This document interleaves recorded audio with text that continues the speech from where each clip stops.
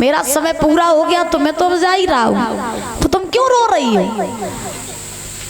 तुम रो नहीं माँ, लेकिन एक चीज का मुझे अफसोस रहेगा कि जीते जी मैंने तो तुम्हें हंसा तो नहीं पाया, लेकिन मरते समय मैं तुम्हें रुला करके जा रहा हूँ। तुम रो नहीं माँ। इतना कह करके आज रोहित ने अपने प्राणों को छोड़ दिया। जब रोहित ने अपने प्राणों को छोड़ा,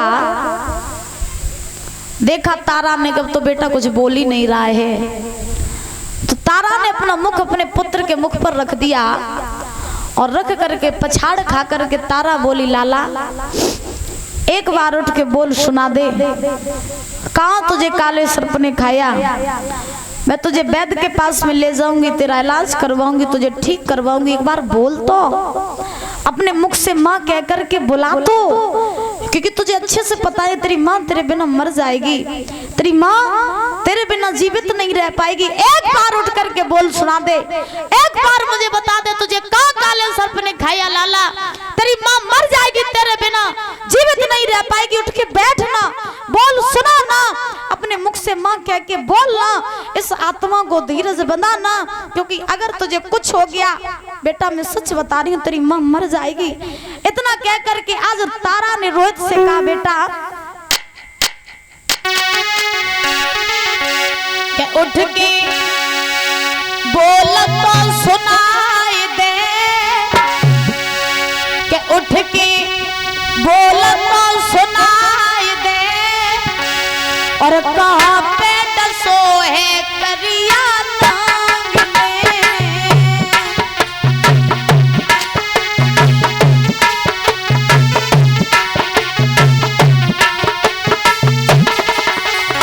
बेटा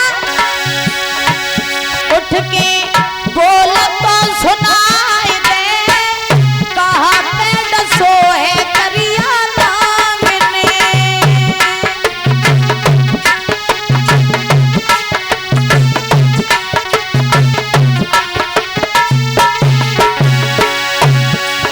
अरे अखियां खोलो मुख से बोलो, ओ मेरे अवतारी,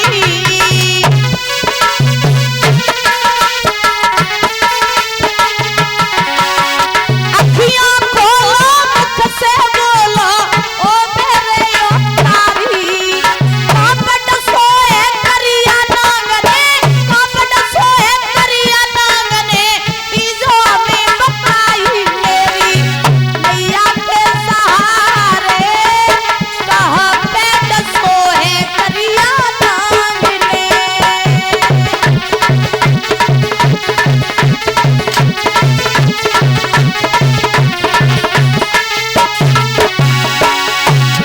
उठ के बोल तो सुनाई दे, कहाँ पे डसो है करिया नांग में।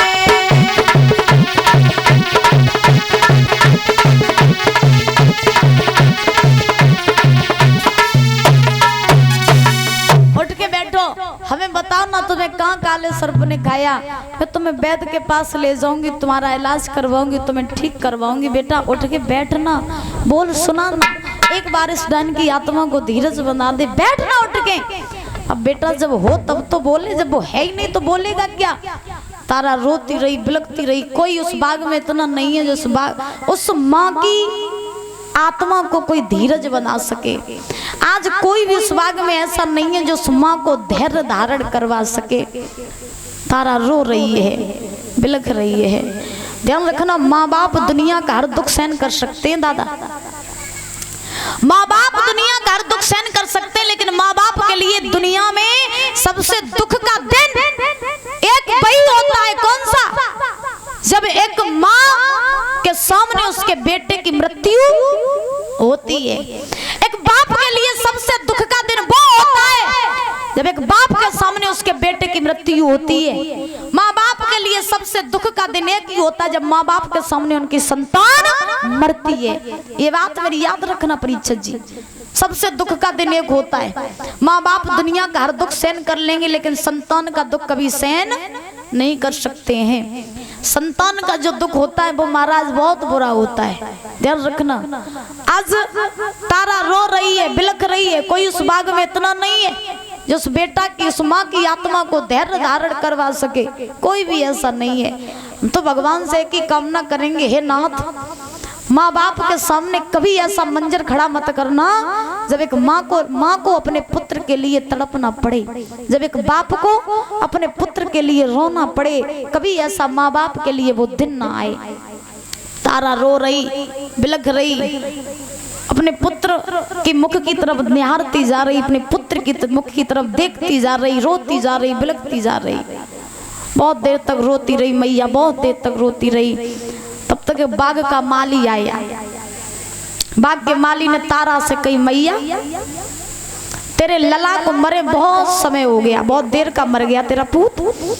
ऐसा कर, ज्यादा देर तक अगर इसकी लेस रखी रहेगी तो लेस खराब हो जाएगी, तो तू अपने लला को ले जा और ले जाके जो अंतिम संस्कार कर दे, इसका अंतिम संस्कार कर दे। ज्यादा देर तक मिट्टी रखी रहेगी तो खराब हो जाएगी। तो तारा ने महाराज उस माली से कहा, देख माली भैया, तूने बड़ी आसानी से कह दिया कि हम अपने पुत्र को ले जाएं और अपने पुत्र का अंतिम संस्कार कर दे। बड़ी आसानी से कह दिया तूने, एक बार भी नहीं सोचा कि जिस मैया के सामने उसका बालक मर गया, उस मैया की आत्मा पर क्या ठेस पहुंची है। तूने बड़ी आसानी से कह दिया कि अपने पुत्र को ले जाओ, इसका अंतिम संस्कार कर दो। माली तो नहीं पता, अपने पुत्र को हमने बड़े कष्टों के बाद पाला, इसके होने पर मैंने बहुत कष्ट उठाए, बहुत दुख सहन किए, लेकिन हम ये नहीं जानते थे कि मेरा पुत्र एक समय ऐसे चला जाएगा जैसे कभी था ही नहीं। और आज मेरा पुत्र चला गया ना तो ऐसा लग रहा जैसे ये कभी था ही नहीं, इसे हमने जन्म ही नहीं दिया था। आया तो बड़ी शौक से था, लेकिन चला गया तो ऐसे चला गया जैसे समझ में ही नहीं आता कि पुत्र था भी या नहीं। भैया बहुत कष्ट का दिन है आज मेरे लिए, जो मेरा पुत्र आज मेरी आंखों के सामने पड़ा है। और एक समय ऐसा होता था जब ये बिना बोले मुझसे रहता नहीं था, बिना बात किए मुझसे नहीं रहता था। अगर मैं दुख में होती थी तो मेरे दुखों का कारण पूछने के लिए आता था, मैं सुख में होती थी तो मेरे सुख में हंसता था, मेरे दुख में रोता था, मैं जो भी करती थी मेरे साथ काम करता था। और आज ये मेरे सामने ऐसे लेटा जैसे कभी ये था ही नहीं।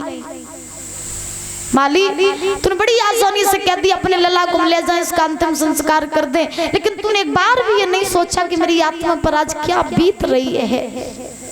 भैया मेरी जिंदगी के सब सारे छूट गए, राज्य पाट छूटा, मैंने दुख सहन कर लिया, फिर पति छूटे, मैंने दुख सहन कर लिया, मैंने इतना कष्ट नहीं किया, लेकिन आज मेरी आंखों का तारा चला गया, इसका दुख मैं कैसे सहन करूंगी।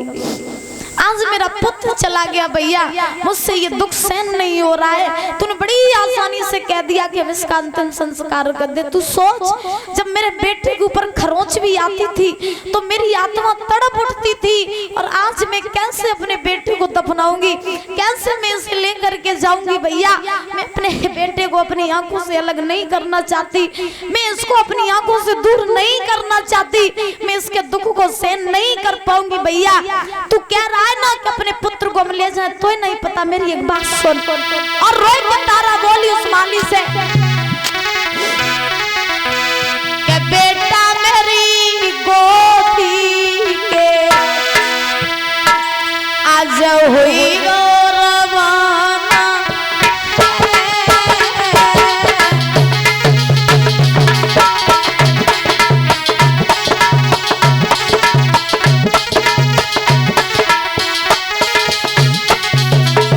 भैया आज मेरी आंखों का तारा चला गया, और ये ऐसे चला गया जैसे कभी था ही नहीं, ऐसे छोड़ के चला गया जैसे मेरा बेटा था ही नहीं। इसके ऊपर खरोंच भी आती थी ना, तो मुझसे इसका दुख सहन नहीं होता था, और आज मेरा बेटा मेरे सामने लेटा है तो ये मुझसे बात नहीं कर रहा है, आज ये मुझसे बोल नहीं रहा है, ये भी नहीं ये कह रहा मैया तू क्यों रो रही है। आज ना तो ये मेरे दुख में रो रहा है, ना ये मुझसे बात कर रहा है। भैया अगर मेरा बेटा उठ के न बैठा, अगर मेरे पुत्र ने मुझसे बात न की तो मैं मर जाऊंगी, लेकिन अपने पुत्र से बात करूंगी।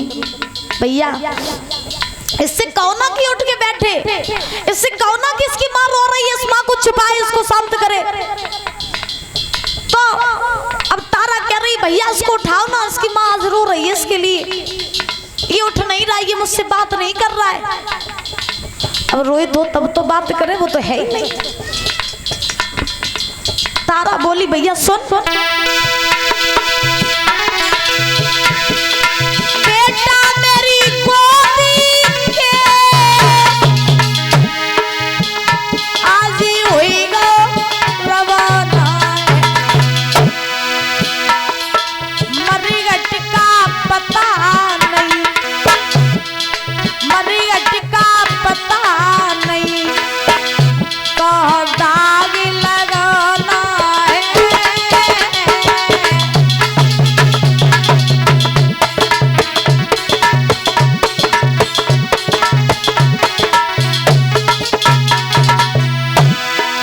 भैया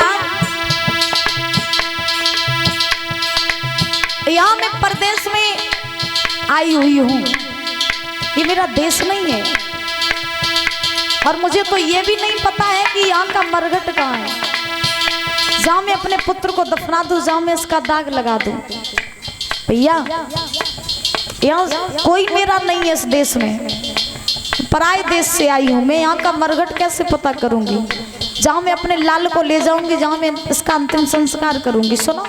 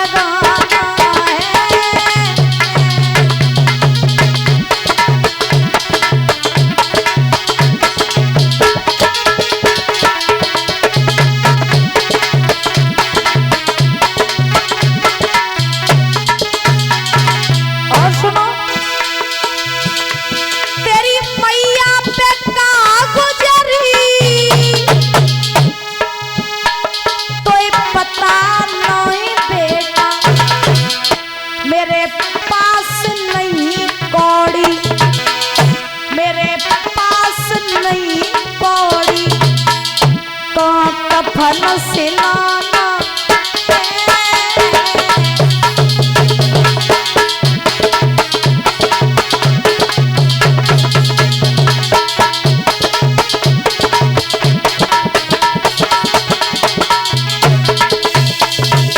भैया, न मुझे मरघट का रास्ता पता है, न मेरे पास में इतनी कौड़ी है जो मैं अपने लला के लिए एक कफन लाए दे, अपने लला को कफन उड़ाए दे। याद रखना कितना मुश्किल होता है एक माँ बाप के लिए, जब माँ और बाप अपने हाथों से अपने पुत्र को कफन उड़ाते हैं। बहुत कष्ट का दिन होता है माँ बाप के लिए। तारा रोती रही, बिलखती रही। माली ने तारा को मरघट का रास्ता बताया, जाओ तुम सीधी चली जाना, तुम्हें मरघट मिल जाएगा, अपने पुत्र को दफना देना। मैया को आज कोई ऐसा नहीं है जो उसको धीरज बना सके। आज तारा ने अपने पुत्र की लाश को उठाया और उठाए के मैया मरघट की तरफ जाने लगी। देखिए कहा जाता है कि माताएं कभी मरघट पर नहीं जाती हैं, माताओं का मरघट पर जाना वंचित होता है। लेकिन धन्य है वो तारा, आज उसके ऊपर इतना कष्ट है कि तारा अपने पुत्र की लाश को ले करके खुद मरघट पर जा रही है, रोती जा रही, कहती जा रही, लाला तू तो छोड़ के चला गया, अब जिंदगी हम किसके सारे काटेंगे, और जा रही